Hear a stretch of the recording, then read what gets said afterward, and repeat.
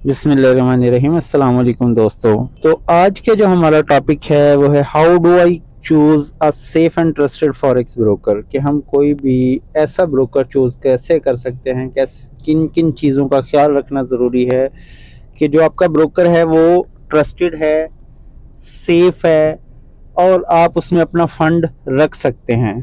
तो किन किन चीज़ों का आपको ध्यान रखना है एक फॉरेक्स ब्रोकर को चूज करते हुए। तो सबसे पहले हम देखेंगे कि वो रेगुलेशंस और लाइसेंस कहाँ कहाँ से होने चाहिए, मतलब जो भी ब्रोकर आप चूज कर रहे हैं उसके जो रेगुलेशंस हैं और लाइसेंस हैं वो कहाँ कहाँ से होने चाहिए। तो सबसे पहले जो है किसी ब्रोकर को एफसीए से रजिस्टर्ड होना चाहिए, यानी फाइनेंशियल कंडक्ट अथॉरिटी, यूके से उसे रजिस्टर्ड होना चाहिए। सेकंड नंबर पे ASIC, ऑस्ट्रेलिया से, Australian security and investment commission जो है उससे रजिस्ट्रेशन उस ब्रोकर की होनी चाहिए।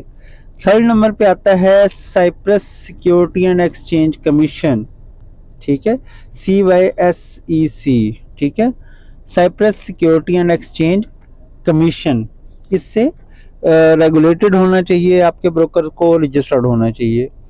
चौथे नंबर पे आता है NFA, जो कि अमेरिका से है, नेशनल फ्यूचर एसोसिएशन, वहाँ से भी उस ब्रोकर की रजिस्ट्रेशन होनी चाहिए। अगर इन चार इदारों से किसी ब्रोकर की रजिस्ट्रेशन कंप्लीट है, उसकी डॉक्यूमेंटेशन कंप्लीट है, तो वो एक रेगुलेटेड और लाइसेंस याफ्ता ब्रोकर है, ठीक है, जिसमें आपका फंड सिक्योर है, ट्रस्टेड है और आप सेफली वहाँ डिपॉजिट करके ट्रेड कर सकते हैं।